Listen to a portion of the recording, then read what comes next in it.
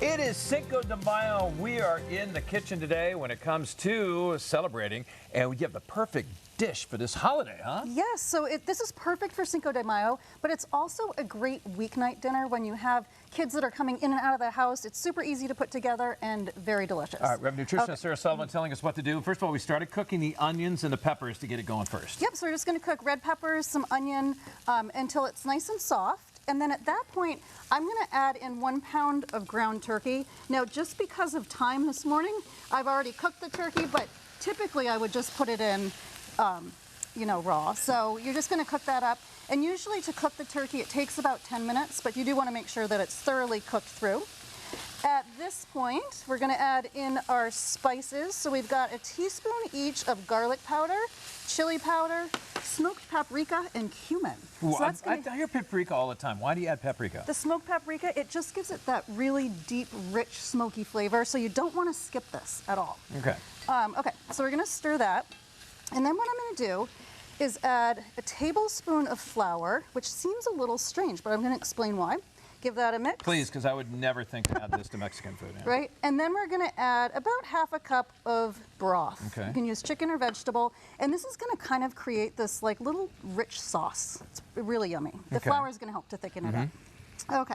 At this point, I'm going to have you add in 1 can of rinsed and drained black beans. Okay. You could always use pinto if you wanted, or kidney beans. 1 can of rinsed and drained corn. And we're going to give that a good mix. Okay. Okay. Good, beautiful colors here with the yellow and the black and the red, yeah. So we're going to let that sit, let all the flavors kind of mix together, make sure that that turkey is cooked through. And now we're going to make some fun little toppings for this dish. So I'm going to have you whip up a simple guacamole because I know you love nothing more than a bowl of guacamole. Absolutely. So we're going to add the avocado. We're going to do 2 avocados right into this bowl. All right, just cut it up right here. Yep, we're going to keep this really, really simple. And then I'm going to add some fresh lime juice.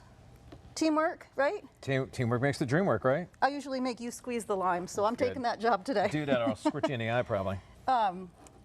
So nothing fancy. You can always use store-bought guacamole, but the fresh comes together quickly and it is absolutely delicious. We'll add just a little bit of salt. Sorry, I'll sneak around you. This is messy, by the way, for the record. No, I should have had a towel for you. And we're going to add just a pinch of cilantro.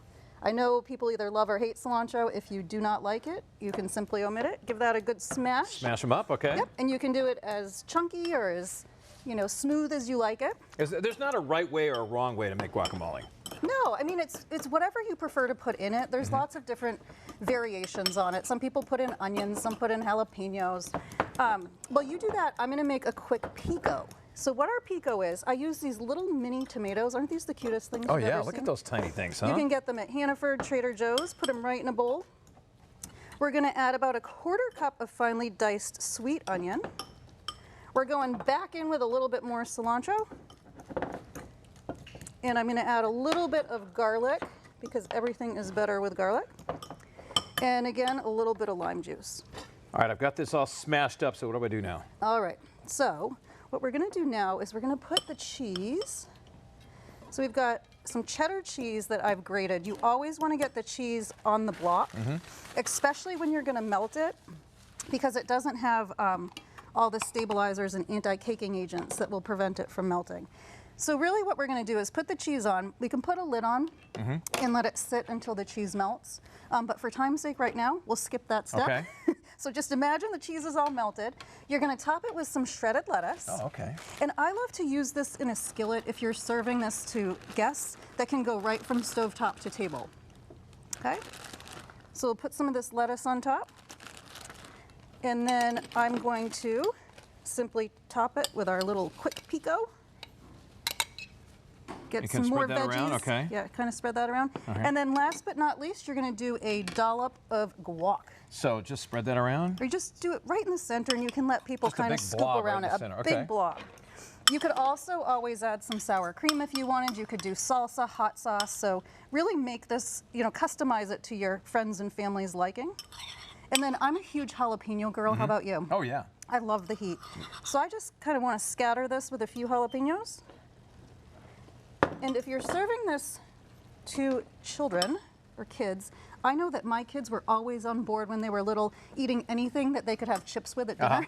So I always recommend serving this with some of those scoopers right there. Okay, we have the chips right here. Yep.